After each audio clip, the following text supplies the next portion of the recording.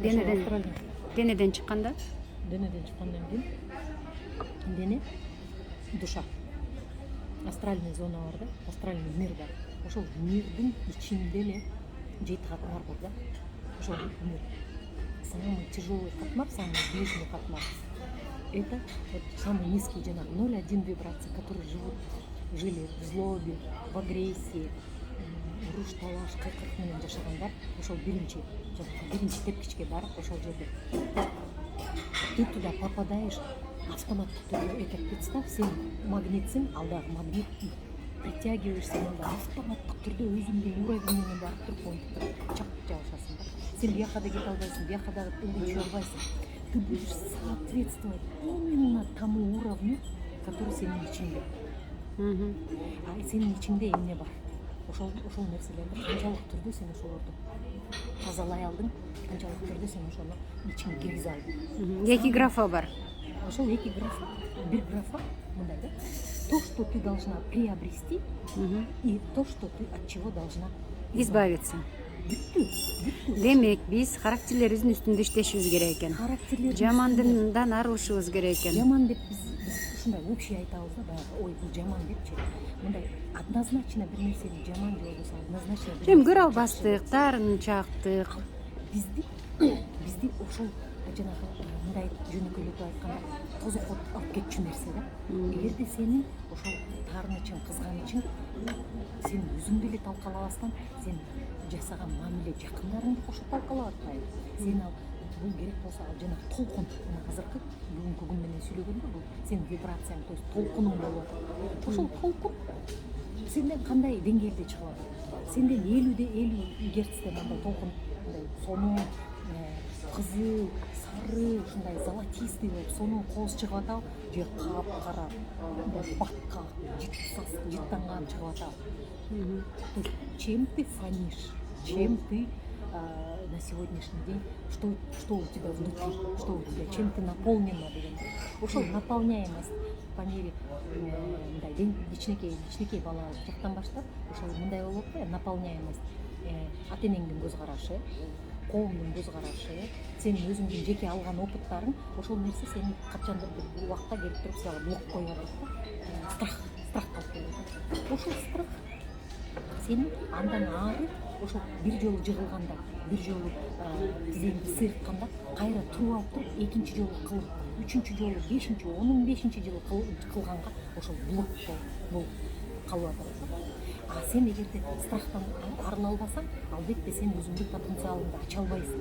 Сен өзүңдү бул жашоого эмне келдиң, ошол жанагы башканы мына өзүңдү чыгарып туруп, башка жана мына көйнөгүң кирдеби да, кир көйнөк менен жүрөсүң. Ошол көйнөктү чечип туруп, жуунуп туруп, жакшы, таза, сонун, баркыт көйнөк кийгенге сенин духуң жетеби, сенин аракетиң жетеби, сен жалкоолугуңан арыла аласың да. Сен ошого билимиң жетеби деген сөз. Мен ар дайым айтып келем да, ай сен эч кимге керегиң жоксуң депчи. Керегиң жок. Азыр мына байкап атабыз да, жашың 50-60ка барганда балдарыңа жагалданып, кийин неберелериңе жагалданып, эгер характериң жакшы болбосо, мындай чын эле карылап үйүнө алып барып койгонго чейин барат экен да. Демек, айла жок, биз бейишке барууну тандап атпайбызбы? Мындай болуп атпайбы? Силер просто өзүңөрдү эки кемпир же эки алышкан, эки элестеткиле да. Мына бүгүн силерсиңер, мен мына 50-дөмүн, мен 30 жылдан кийин 80-ден. Мен кандай кемпирмин? Кандай кемпир болом? Жок, мен кандай кемпирмин, уже кемпирмин да. Анан айзадан кетейин, алдыңа кетейин. Өмүрлүү бол, бактылуу бол. Ушунун менин кара жаным деген кемпирмин бе? Жок, талаада калып, келиним уруп, келиним билбейт, мындай, тигиндей, баламдын мээси жок, неберелерин карабайт, тамак жасаганды билбейт, үй жыйнаганды билбейт деген кемпирмин. Кимиси сага сүйкүмдүү. Азыр сен ошол кемпирди элестеткенде просто кимиси сага сүйкүмдүү. Сен кимдин жанына отургуң келет. Ошол эле мезгил, ошол кемпир болгондо это уже катастрофа. А сен бүгүн дагы ошондойсуң. Ооба. Бүгүн да ошондой болуп атпайсыңбы? Отурган эле. Анан тиги тигинтип, анан бул мынтип. Күйөөм мынтип, анан деп эле жеш алып атса десиң, жетисин тагасың. Бүгүн аябай кызык болду да, бир кызым келди да, анан анткени буга чейин биз сабактардан айтабыз да, ай эркектердин баары ордунда эле турат, кыздар мындай акшындабагыла, өзүңөр менен иштегиле депчи. Анан бүгүн келип туруп ушундай бир откровение болду да. Жери менин күйөөм ушунчалык жакшы экен. Менин күйөөм ушунчалык мага Мама, атая мити. азыр жакшы экен дейт. Мама. Азыр кызым, азыр. мага деген ушунчалык Мам, мам. көп подаркалар мени Бериптир көрсө. выходноюмда дейт. Эртең менен келип туруп умчу дейт да. Мен эртең менен чалчумун дейт да выходноюмда. Мен эмне тамак жейм азыр? Менин выходноюм дейт. Аны хорошо жуунуп алып бул жерге келгин, экөөбүз чайханадан чай ичебиз. Анан күнгө мен ойлосом дейт, мага күнгө подарка алып келишкен дейт, күнгө белек алып келишкен. Бирок мен ошол кезде бриллиант күтчүмүн дейт да. Анан эчтекесин жактырбайды. Жактырбай, эчтекени жактырбай. Азыр айтып атат, ошону азыр түшүнүп атат. Эже мен как будто мындай сокурдай эле жүрүп келдим. Оттаган абалда. Мен эмне үчүн ошону билген жокмун? Ошону эмне үчүн сезген жокмун? Азыр андан кийин болсо, уже башка жигит менен таанышып, ал жигиттен эле таяк жеди да. Анан айтып атпаймынбы? Сен көрдүңбү?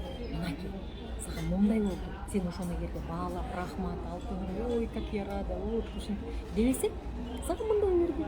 Пожалуйста, сен ошону салыштыр. А мага ошол кезде келди да. Же я не могу, меня убивает деп. А мен билген эмесмин да, что башка жигит аны деген бөпөлөтүп, ушинтип ой деп ушунчалык. Мен андан деген бриллиант күттүм дейт. Мен бриллиант мындай өтө мындай iPhone 13 ошондой подаркаларды күтчү экен да. А мындай күнүмдүк тамак, мындай косметика ал уже көзгө көрүнбөй калат. Көрдүңбү? То есть вот разница. Бул бир Демек, өзүбүздөгү ошол өзүбүздөгү. Мен айттым да, хорошо, сага бриллиант алып келсин. А сен анын акысын эмне кылып бердиң? Сен анын акысын кантип бердиң? демек жакшы сөз, мээрим, Сен өзүң колдоо. мынтип көргөндө, ой, рахмат деген. Ушулму эчим дейт. Неге мен муну албайм? 13 миң ошол кезде дейт, 13 миң 15 миңге мага Адидастын кроссовкаларын алып келчү дейт. Мен айтчым дейт, эмнеге мага муну алып келдиң? Бул мага жакпайт. Мен башкасын алмакмын. Ошондуктан кыздар, бул эже Гүлнара Даминдарованы акырын тамак ичип атканда эле тартып алдым да. Болбосо эже токтобойт бир топко чейинчи. Анан демек кыздар, акырын өзүбүзгө абай салалы, өзүбүздү карайлы, байкайлы, кандай уровендебиз, кимбиз, ким биздин жаныбызда жүрүп атат, кимден кандай мамиле алып атабыз, жана ошол мамилеге татыктуу болуп атабызбы, жана кимге эмне берип атабыз. Себеби эмне берсең ошону аласың. Жакшы тургула кыздар.